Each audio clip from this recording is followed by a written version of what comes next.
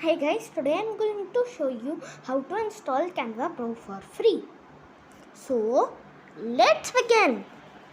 First, open Google Chrome browser. Then type Canva Pro mod APK. Then click on moderate.com. Click on download.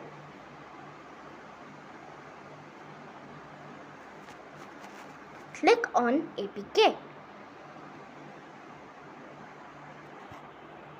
Now click on download. Go to file manager. Then go to download. Then click on Canva. Install it.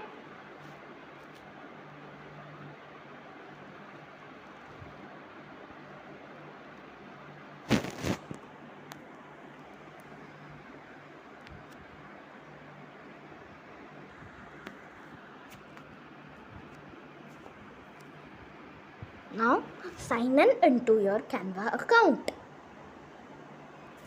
You will get extra elements, backgrounds, graphics, templates now.